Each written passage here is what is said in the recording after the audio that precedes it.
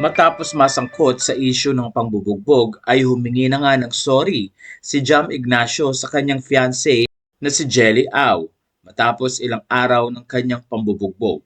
Sa isang interview ng 24 oras noong Miyerkules, February 19, 2025, makikita si Jam na tila mayroong pagpasa sa kanyang mata at ayon nga sa kanya pinagsisisihan niya ang ginawa niyang pananakit sa kanyang fiancé na si Jelly. Doon ay nagsalita ito at una ngang humingi ng sorry sa pamilya ni Jelly.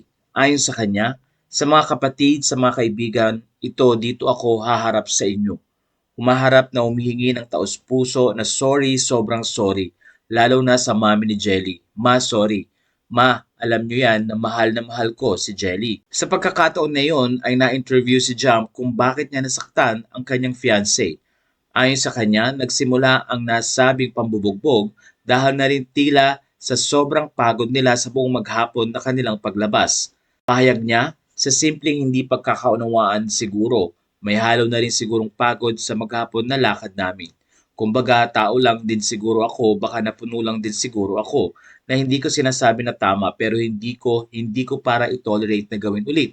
Humihingi ako ng tawad, pasensya na talaga. Sorry, sorry, sorry sa lahat. Sinabi din ni Jam na maayos naman ang samahan nila ni Jelly bago pa nangyari ang nasabing sakitan. Matatanda ang ilang mga photos ang lumabas at makikita talagang sumabog ang labi ni Jelly pati na rin ang kanyang ngipin ay nabarag. Sa kanyang interview ay patuloy ding sinasabi ni Jam na nais pa rin niyang matuloy ang kanilang kasal.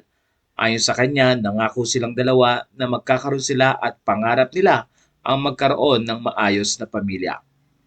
Doon ay tila nagbitaw ito ng isang pahayag na hindi na niya uulitin ang nasabing pananakit. Pinapangako ko sa iyo na hindi na mauulit to, ngunit sana bigyan mo ng pagkakataon na ayusin natin tong pareho ng pribado na sa ating dalawa. Alam ko naman na alam mo din na mahal natin ang isa't isa. Madami tayong gustong gawin, pangarap sana maayos natin at matupad natin. Yun lang naman sana, mahal na mahal kita.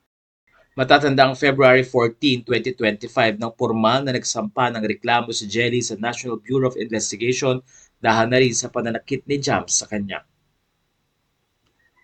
Samantala wala pa namang pahayag o reaksyon si Jelly Au sa nasabing interview na ito ni Jam at kung paano nga itutuloy ang kasong isinampa ni Jelly Au.